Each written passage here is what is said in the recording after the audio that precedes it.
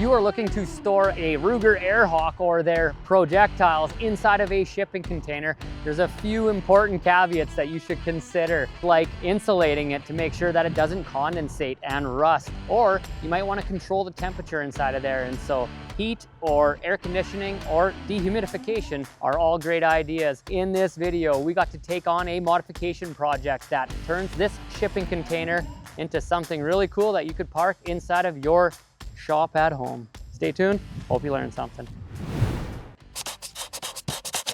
So the laws on how to store these things properly probably depends on what country you're from and also what state you're from. So I'm not really gonna get into that. I more wanna talk about if you're gonna take on a container-based structure project, how you can set yourself up for the best chance of success in modifying these things. But first, I wanna give a little shout out to Gator magnets here. We started carrying these because we really like them. They're a super strong magnet that smack right onto the container, and these could be utilized either inside or outside of shipping containers to store things like this, or shovels, or rakes, or levels, or ladders, or whatever. So they're a great product, and they're now available on containermodificationworld.com. Now let's get into this. So inside of here, it's a pretty boring modification, and I don't want to get into it because this all has been featured on our channel previously. So let's just get into the nuts and bolts of storing things that you want to climate control and protect them from being exposed to excess humidity.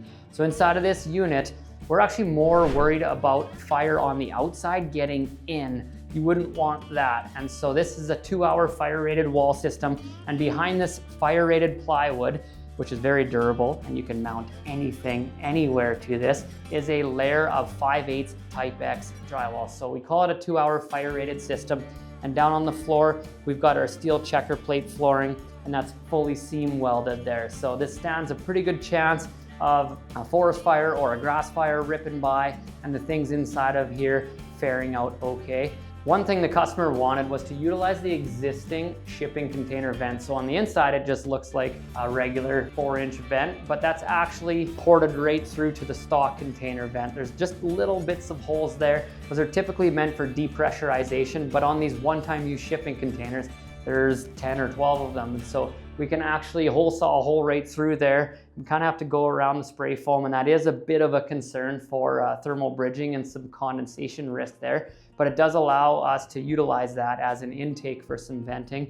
And then here we actually have it set up with a 4-inch duct, and then we can put a dehumidifier, or we can have an air conditioner inside of here, and that can duct right into this. And then also just with our 2 port plugs on the outside, we can bring 120 volt power in here. So we can pull 2 different circuits inside. One can run the lights, and the other one can run a baseboard heater. So in the winter, we can use just electric dry baseboard heat to keep this thing nice and warm, or at least above 0. And then in the summer, when it's more humid and we want it not to get so hot in here, we got our air conditioner, and that's gonna control the climate enough in here so that we don't get condensation on the valuables, because that would be an unwelcome surprise when you come in to check in your shipping container and everything's all rusty. So here's a bit of an experiment inside of here. We've got one 8-foot LED light fixture, all the doors closed, and this is how bright it is. But a lot of people won't want to just look at ugly walls like this. We've had some requests for these types of container mods before, and people wanted, whether it's slat wall or punch plate or something, so that they can hang up their Second Amendment rights. Other things that they wanted was a bar at the back. So a bit of a, scotch and cigar zone, so you could maybe hang out with 1 or 2 of your friends. And most people want these structures inside of another structure. They're not necessarily meant to just sit in the bush.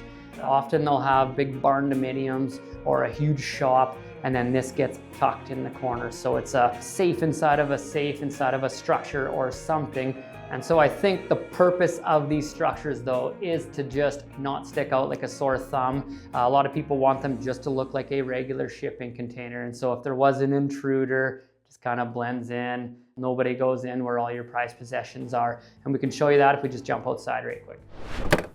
So the only thing that really stands out on the outside of this container is the man door. And on this door, for added safety, we've put our universal lockbox. These are cool because they can go both ways, and so can the man doors. And so if you have a left hand or a right hand swing man door, works for either one of them. The only couple other small changes on this shipping container is right where the power comes in. We've got these 2 port plugs here, and so one of them feeds that baseboard heater and the other one feeds the lights, and then the customer is able to unplug and switch or add power block or extension cords or whatever inside of there. So if they had a generator running, they could pull 2 plugs into this, or if you're nearby a house, however he does it, that's a pretty cool, smooth way of bringing power into shipping containers.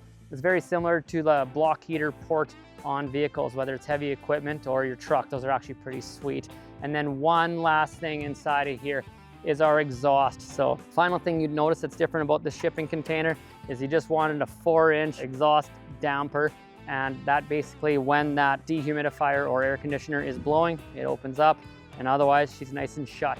What's really cool about containers is how tight they are, and when you install these things, you really get positive feedback from that. So when you go and open and close that door, it flaps like crazy because matter has mass, it takes up space, you gotta move it out in order to take its place. And so when you close that door, there's a big air wave there, and usually it almost takes like 2 pushes to close a door on a container because they're so tight. And so having those vents or this as a place for that air to escape, it's actually a lot easier to operate your man door afterwards. So there's a helpful tip there from Channing the science guy. And I guess if you enjoyed that, or if you enjoyed this video, please help us out. Give the video a like. If you want to see more, please subscribe to the channel and ring the bell for notifications. And as always, hope you learned something.